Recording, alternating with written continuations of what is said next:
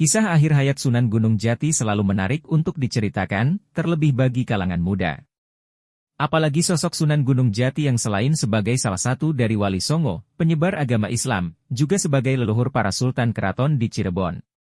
Disebutkan, Sunan Gunung Jati, lahir dengan nama Syarif Hidayatullah atau Sayyid Al-Kamil pada tahun 1448 Masehi dari pasangan Syarif Abdullah Umdatuddin bin Ali Nurul Alam, dari Mesir, dan Nyai Rara Santang, putri Sri Baduga Maharaja Prabu Siliwangi dari Kerajaan Pajajaran. Nyai Rara Santang setelah masuk Islam berganti nama menjadi Syarifah Mudaim.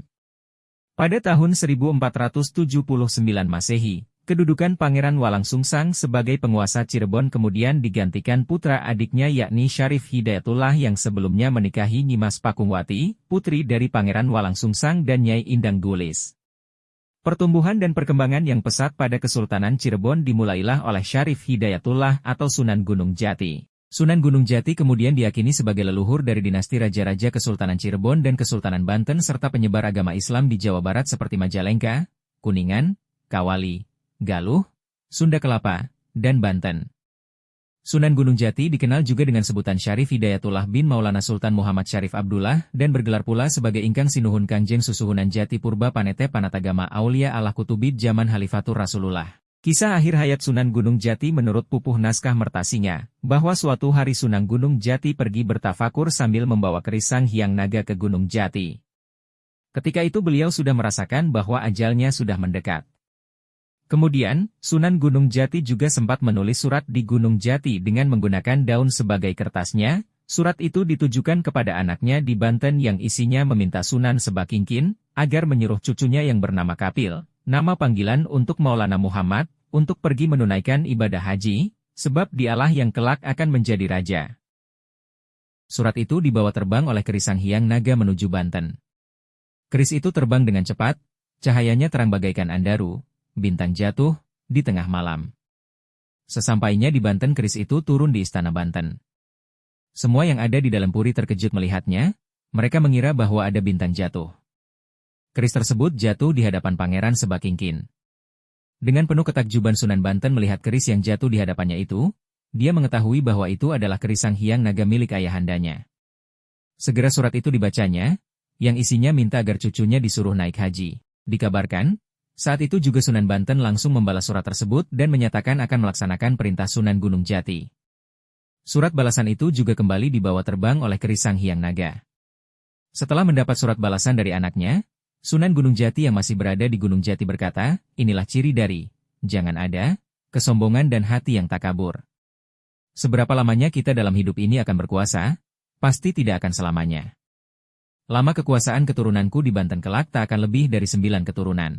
Setelah berkata demikian, Sunan Gunung Jati lalu merebahkan dirinya di tanah sambil melipat tangan di atas dadanya. Dia berbaring di tanah beralaskan daun rudamala dan berbantalkan batu. Kepalanya berada di arah timur sedangkan kakinya di arah barat, seperti layaknya tengah melakukan sholat. Ketika tiba waktunya makan sahur, Sunan Gunung Jati meninggal dunia. Saat itu Sunan Gunung Jati genap berusia 120 tahun. Sunan Kalijaga segera memberitahukan berita duka cita itu kepada seluruh sanak keluarga. Tak lama, para santri dan para sanak saudara semua menangis dengan sedihnya, mereka bingung ketika mengetahui bahwa jenazah Sinuhun telah tiada. Dikabarkan, jenazah Sunan Gunung Jati dibawa para malaikat ke langit.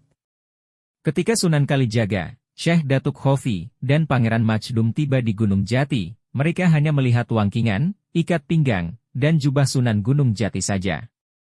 Lalu, Sunan Kalijaga segera menyingsingkan lengan bajunya untuk menggali liang lahat. Kepada Syekh Datuk Khofi dan Pangeran Majdum, Sunan Kalijaga berkata, biarlah kalian jangan ikut-ikut, biar aku sendiri saja yang menguburkan pakaian itu. Pakaian Sunan Gunung Jati itu dikuburkan dengan bentuk kuburan yang tak terlihat karena diratakan lagi dengan tanah. Hanya tandanya ialah bahwa tak akan ada daun yang jatuh ke atas kuburan ini.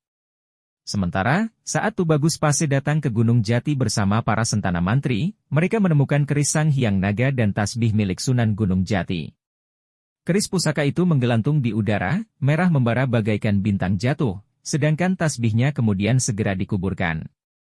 Tempat itu kemudian direka-reka menjadi berbentuk makam. Sementara Nyimas Putri Jangkung, kemudian tinggal di sana menunggui kuburan suaminya dengan penuh kasih sayang. Adapun Kerisang Hyang Naga kemudian terbang melesat ke langit bagaikan bintang dan jatuh masuk ke dalam agung yang kini berada di kompleks Keraton Kasepuhan, dan Kerisang Hyang Naga itu menghilang di sana. Untuk diketahui, mengenai waktu wafatnya Sunan Gunung Jati atau Syarif Hidayatullah, ada beberapa pendapat.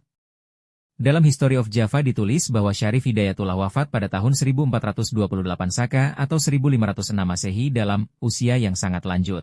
Namun tahun tersebut juga masih diduga tidak tepat, karena pada waktu perang dengan Galuh Pajajaran, di mana Sunan Gunung Jati masih berperan dalam negara Kertabumi, dan demikian juga dalam Purwaka Caruban Nagari bahwa Syarif Hidayatullah wafat pada tanggal 11 Kresna Paksa, bulan Badra masa tahun 1490 Saka atau 1568 Masehi. Sumber lainnya menyebutkan bahwa Sunan Gunung Jati wafat pada tanggal 12 bagian terang, bulan Badra tahun 1490 Saka atau 19 September 1568 Masehi.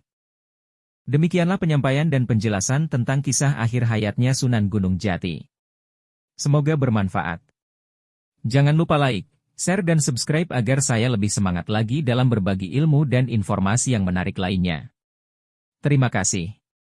Wassalam.